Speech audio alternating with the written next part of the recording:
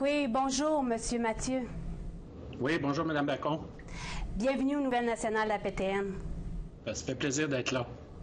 Première question, pourquoi l'Ordre des infirmières et infirmiers du Québec a pris cette décision de reconnaître le racisme systémique envers les Premières Nations et les Inuits au sein du réseau de la santé et des services sociaux?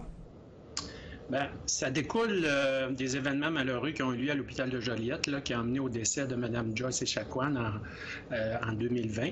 Et tout de suite après les événements, on a annoncé qu'on mettait en place 3 actions. D'abord, on voulait demander à notre comité de formation de regarder dans les programmes de formation initiale, là, soit au collège ou à l'université, ce qui s'enseigne comme approche là, auprès des communautés, notamment autochtones.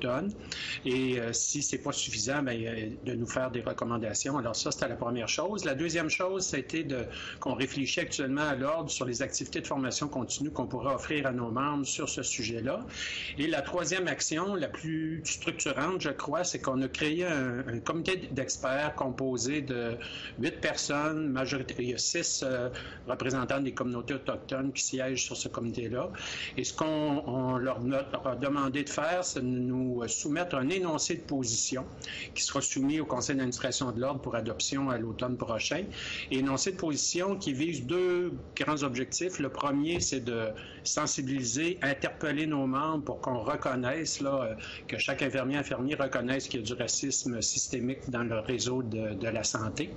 Et d'un deuxième temps, c'est de nous faire des recommandations pour faire en sorte que les enjeux, les pratiques qui amènent le racisme systémique puissent cesser, pour que les infirmières et les infirmiers, dans leur pratique auprès des communautés autochtones, puissent la moduler en fonction des croyances, de la culture autochtone.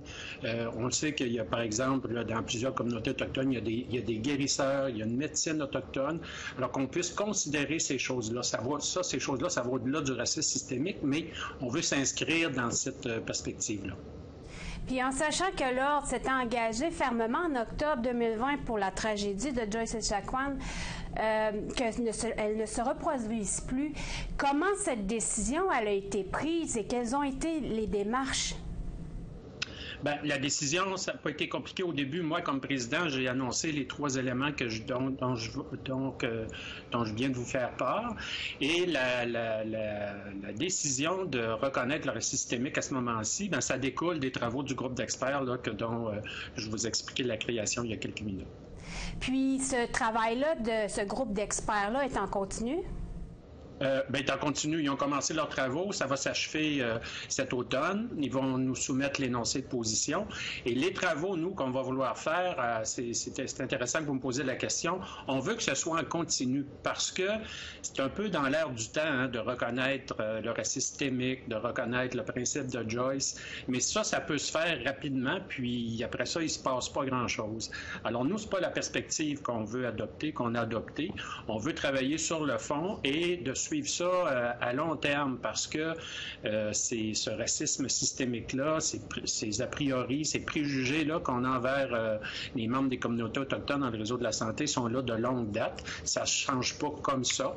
Alors, ça s'inscrit de façon plus globale dans la société. Alors, il va falloir que nous, on reste vigilants à l'ordre sur la pratique de nos membres là, dans ces matières-là. Puis, à partir de maintenant, quelles sont les actions entreprises par l'Ordre suite à cette reconnaissance du racisme systémique envers les Autochtones? Comment les gens vont pouvoir le voir? Bien, ils vont le voir beaucoup suite aux recommandations que le groupe d'experts va nous faire dans l'énoncé de position. Et là, il va découler certaines actions. Nous, on va pouvoir faire des choses, mais on va avoir besoin de la collaboration de nos partenaires des établissements de santé. Parce que nous, comme Ordre, notre mission, c'est de protéger le public, mais on ne peut pas intervenir directement dans les établissements de santé. Mais il va falloir que dans les lieux de pratique, ça s'inscrive dans cette dynamique-là aussi. Parce que si on est les seuls à reconnaître le racisme systémique et à mettre des actions structurantes pour le contrer, l'empêcher, ben on n'ira pas loin. Ça va nous prendre la collaboration de nos partenaires, notamment des établissements de santé. Puis si les gens veulent faire des dénonciations, autant dans le personnel que parmi les usagers des hôpitaux, est-ce qu'il va y avoir une porte plus ouverte envers l'ordre?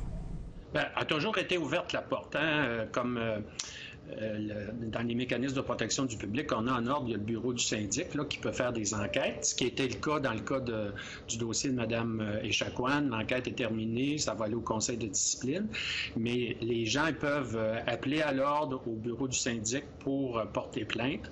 Et là, en fonction de la nature de la plainte, ben, le bureau du syndic décide s'il doit y avoir enquête. Et s'il y a enquête, ben, selon les résultats de l'enquête, il y a des mesures qui sont prises ou pas selon le cas. Merci beaucoup, M. Luc Mathieu. Merci, ça m'a fait plaisir. Au revoir.